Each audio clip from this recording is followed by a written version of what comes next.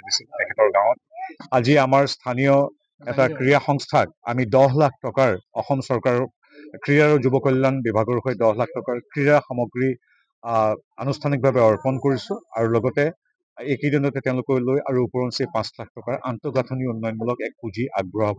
Doctor Himanta Biswa Sarma নেতৃত্বাধীন ৰাজ্য চৰকাৰে ভাষা সাহিত্য সংস্কৃতি আন্তঃগাঁথনি উন্নয়ন শিক্ষা স্বাস্থ্য সকলো দিশৰ লগতে যুৱ কল্যাণ আৰু ক্ৰীড়াৰ ক্ষেত্ৰতো প্ৰণালীবদ্ধৰূপে কাম কৰি আহিছে আৰু তাৰে আজি আমি চাক্ষুষ সাক্ষী হলো আৰু এইদৰে 126টা সমষ্টি 126টা সংস্থালৈ 10 লাখ টকাৰ ক্ৰীড়া সামগ্ৰী আৰু আন্তঃগাঁথনি উন্নয়নৰ বাবে 5 লাখ টকা প্ৰদান কৰা হৈছে আৰু আমি গৌৰৱবোধ কৰিছো যে কেৱল আমাৰ বাট পথ দলং স্কুল কলেজ ইত্যাদিৰ উন্নয়নে নহয় যিদৰে এইখন চৰকাৰে অসমীয়া ভাষাক ধ্ৰুপদী ভাষা কৰাত অগ্ৰণী ভূমিকা লৈছে।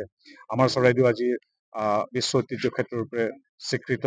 আজি বিহু ঝুমুৰ দমকচ আজি বিশ্বব্যাপী সমাদৃত। ঠিক সেইদৰে ক্ৰীড়াৰ ক্ষেত্ৰতো আগভাগ লৈছে। বিভিন্ন ক্ৰীড়াৰ প্ৰকল্প খেল মহাৰণটো আছেই আৰু প্ৰত্যেকটো ক্ৰীড়া সংস্থাক আৰ্থিক সহযোগিতা আগবঢ়োৱাৰ লগতে একেলগে আগুৱাই নিয়াত প্ৰচেষ্টা গ্ৰহণ কৰিছে আৰু ডক্টৰ হিমন্ত বিশ্ব শৰ্মাদেৱৰ আন এক চিন্তাৰ ফচল হ'ল আজি আমি যিদৰে আমি ক্ৰীড়া সামগ্ৰী আমাৰ স্থানীয় সংস্থাসমূহলৈ আগবঢ়াইছো।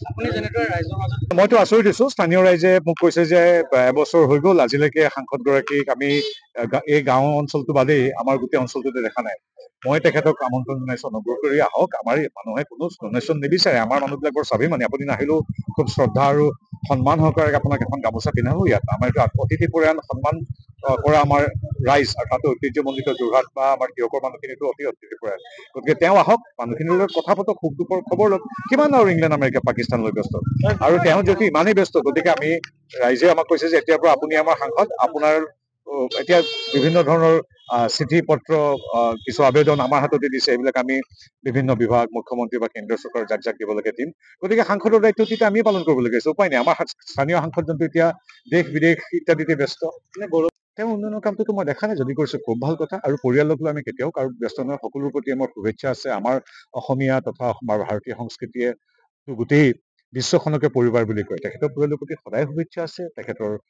কিন্তু যদিহে এতিয়া ধৰি লওক মোৰে পৰিবাৰ বা আপোনাৰে পৰিবাৰ, কিন্তু আমাৰ পৰিবাৰ যদি পাকিস্তানৰ লগত সংযুক্ত হৈ পৰে, গতিকে অৱধাৰিতভাৱেই ৰাজনীতিৰ সৈতে জড়িত থকা নথকা প্ৰত্যেকগৰাকী অসমীয়াই এটা প্ৰশ্ন উত্থাপন কৰিবই। যদি 4গৰাকী ব্যক্তিৰ ভিতৰত 3গৰাকী বিদেশী হয়, তেওঁৰ পৰা কি নীতি শিক্ষা লব? গতিকে তেনেধৰণৰ পৰিয়ালৰ কথা মানুহে চৰ্চা কৰিব। 4জনৰ ভিতৰত 3গৰাকী বিদেশী। গতিকে সেই মানুহজনে দেশপ্ৰেমৰ কথা আমাক কব। সেই কথাটো যিকোনো মানুহে পাতিব। কংগ্ৰেছ বিজেপি বুলি নহয়, সকলোৱে পাতিব। যদি কোনোবাই পাকিস্তানৰ পৰা কাৰোবাৰ সহধৰ্মিনী বা সন্তানে দৰমহা লয় বা কাৰোবাৰ খুৰাক দেউতাকে দৰমহা লয়, সেই কথাটো বিজেপি বুলি নহয়, সকলোৱে পাতিব। যদিহে কোনোবাই পাকিস্তানলৈ গৈ বহুদিন কটায়, সেই কথাবিলাকতো পাতিবই। গতিকে কোনো বেয়া পাই লাভ নাই। এতিয়াতো ৰিপুণ বৰাৰ পৰিয়ালৰ কথা পতা নাই ইমান দিনে, ভূপেন বৰাৰ পৰিয়ালৰ বিষয়টো পতা নাই, ৰাকিবউদ্দিন আহমেদ বা প্ৰদ্যুৎ বৰদলৈৰ পৰিয়ালৰ কথা পতা নাই। কাৰণ আমি জনাত ৰিপুণ বৰাৰ পৰা ভূপেন বৰালৈকে, প্ৰদ্যুৎ বৰদলৈৰ পৰা ৰাকিবউদ্দিন আহমেদলৈকে কোনো পাকিস্তানৰ বেতনভোগী পৰিয়ালৰ সদস্য কোনো নাই। তেওঁলোকৰ 4-5জন সদস্যৰ ভিতৰত গোটেইখিনিয়ে বিদেশী নাগৰিক নহয়। গতিকে তেখেতৰ এটা নকৰিবলগীয়া এটা অদ্ভুত ধৰণৰ নৈতিকতাবিহীন এটা কাম নীতিবিহীন এটা কাম কৰিছে। গতিকে তেওঁৰ পৰিয়াল বা তেওঁৰ জীৱন বৃত্তান্তটো অৱধাৰিতভাৱে আলোচিত হ'ব। কাৰণ এভৰি একশ্যন হেজ এন মালোৱালীকে আদি কৰি আমাৰ কেৱল মালোৱালী নহয়, বহুকেইটা পথৰ মেৰামতিৰ কথা ইতিমধ্যে আমি পাতি আছো। এতিয়া মালোৱালীটো মই যিহেতু ৰাইজে আপোনালোকেও কৈছে আমি এতিয়া পাতিম, কিন্তু এইখিনিতে জনাই থৈছো যে মুখ্যমন্ত্ৰীৰ প্ৰত্যক্ষ হস্তক্ষেপত কেৱল তিয়ক সমষ্টিতে এইকেইদিনৰ ভিতৰত 30 কোটি টকাৰ পথ নিৰ্মাণ হ'ব আৰু অসমালৰ পথটো বেলেগেই। গতিকে আমাৰ আৰু মালোৱালী যিটো কথা কৈছে, মালোৱালীৰ কথাখিনিও আমি ইতিমধ্যে চৰকাৰ দৃষ্টিগোচৰ কৰিম। এই ক্ষেত্ৰতো তেনেকুৱা কথা নাই। ভূপেন বৰা ডাঙৰীয়ে নিজেও কিবা এটা ভাষ্য দিছে। গতিকে ভূপেন বৰা নহা তেওঁক দলে লোৱা নোলোৱাটো সেইটো পিছৰ কথা।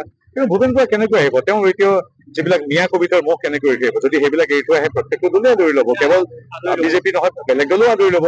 কিন্তু তেওঁৰ মূল অসুবিধাটো হ'ল তেওঁ যিটো মিয়া প্ৰেম, সেইটোৰ পৰা তেওঁ কেনেকে আঁতৰিব? এটা পৰিয়ালৰ ওচৰত নতজানু হোৱাৰ যিটো বদভ্যাস, যিটো গৌৰৱ গগৈৰ পৰা তেওঁলোকে সকলোলৈ আছে, এটা নিৰ্দিষ্ট গান্ধীবাদীয় পৰিয়ালৰ ওচৰত আঁঠু লোৱাৰ যিটো তেওঁলোকৰ অভ্যাস, সেইটো ত্যাগ কৰাটো ইমান সহজ জানো? গতিকে অহাৰ সম্ভাৱনা মই খুব ক্ষীণ দেখিছো।